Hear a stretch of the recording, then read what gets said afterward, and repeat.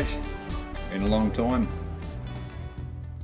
Where we left off last time I spoke to you guys, I think I was in Adelaide.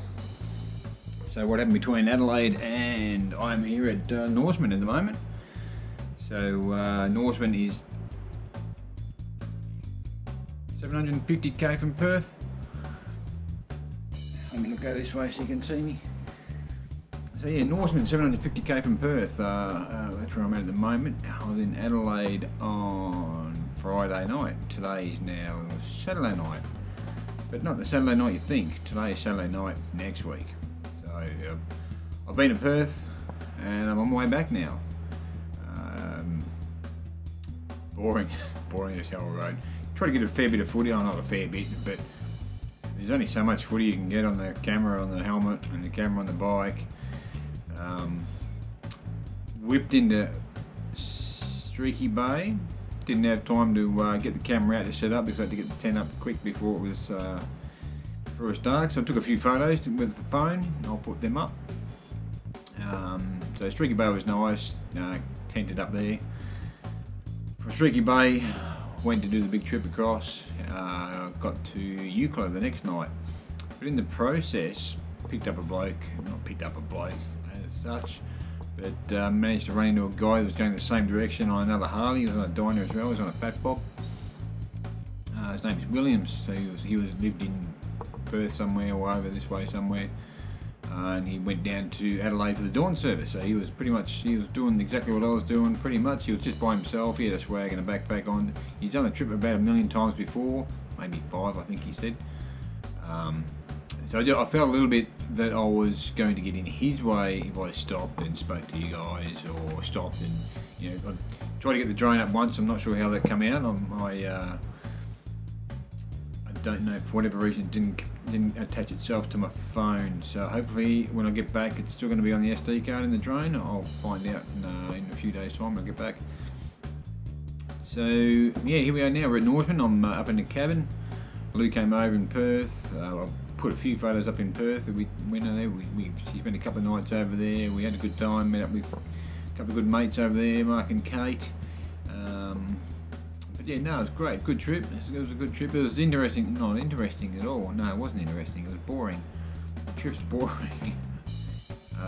So hopefully I'll try and stay solo. I was with Williams right up until Esperance.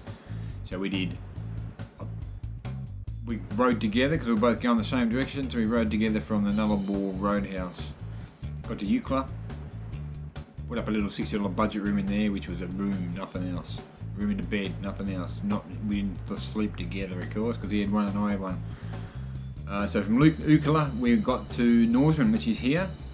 Norseman with Euclid is just this side, Western Australia side of the border. So from Norseman we got here at 2 o'clock in the afternoon Western Australia time, which was, we did a fair good, we were hiking a bit. We left at 6 o'clock in the morning, so it's still an 8-hour ride. And he suggested his sister lives down Esperance. So from here we went down to Salmon Gums, south down to Salmon Gums. I was going to put up camp or stay in a motel there. He rang up his sister. She said there's a big storm coming through. I couldn't stay to his sister's, of course, because I don't know this bloke. So I thought I'll go into Esperance. If there's a storm coming through, the motel wasn't open on a Monday in Salmon Gums, so I thought I'd shoot myself down to Esperance.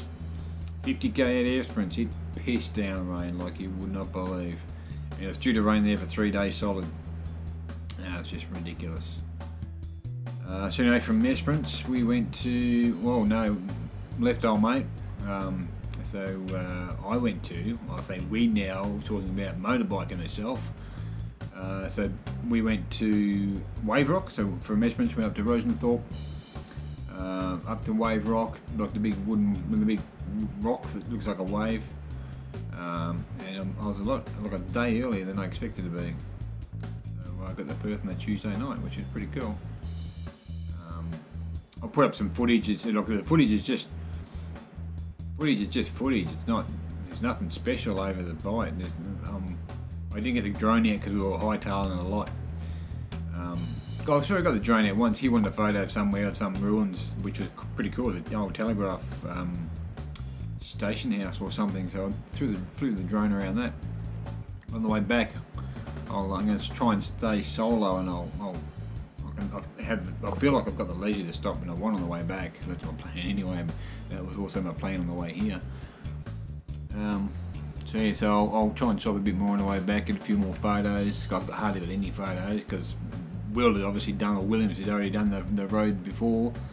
So he was pretty much just hightailing it back, and it was kind of good to have that company. You know, it was a little bit kind of by myself, but not by myself earlier. And it was kind of a little bit reassuring. You had that company there that, you know, if something did go wrong or if something happened, you know, there's an extra body or an extra person there to kind of give you a hand or help out or whatever it was. So that was kind of a bit cool, no, not so much fun. It was just like a ride really. There was no comms on it. It was just a ride. So I'm going to make a valiant effort on the way back to stop at. Hopefully I'll see them because they come up pretty quick. The landmarks come up pretty quick, and then before you know it, when you're doing 120, those landmarks come up real fast, and then they're gone, and then you pull over and hope a road train doesn't pass you, or a road train doesn't go the other way. Do we do a U-turn and go back to the landmark?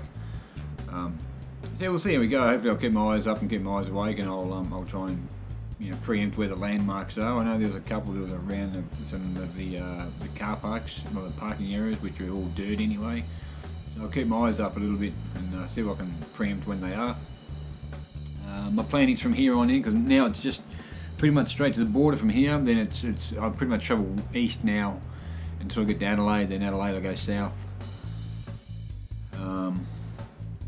So yeah, so it's good to have the wife over for a couple of nights. We really had a really good couple of nights there, a couple of days there. I didn't do anything, just drank and ate, which you do when you're on holidays, I suppose. I should have put my bike on a honey train and I flew back with her. It would have been way nicer. But anyway, I'm heading my way back now. So I've done Norseman, Esperance, Rosenthal, and I'll put a big list of the fuel stops that I went to. The overnight stays are pretty easy to remember because it's only Adelaide, Streaky Bay, Eucla, Esperance, and then Perth. But it's just those little.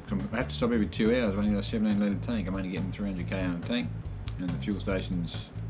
If you miss one, you'd be pretty well buggered. There's two on the way out, one at 190 and one at 180, I think. So I have to fuel up pretty much those ones. After that, they get a little bit kind of more regular. But I'll put a list of where I was stopping and where I had an overnight stop. That was just my trip on a Harley, like a solo on a Harley. So yeah. Anyway, I'll got a headache like you wouldn't believe. I will organise my dinner. I think it's like 7 o'clock Victorian time. I've still been running Victorian time. I've been trying to run Victorian time. It's 6:30 Victorian time. So that means I've got to organise myself dinner. It's 4:30 here, Western Australia time. Organise myself dinner. Going to get a super early night for me. Try and head on the road a little bit earlier, and hopefully there's no wildlife out. I'll let you know how I go.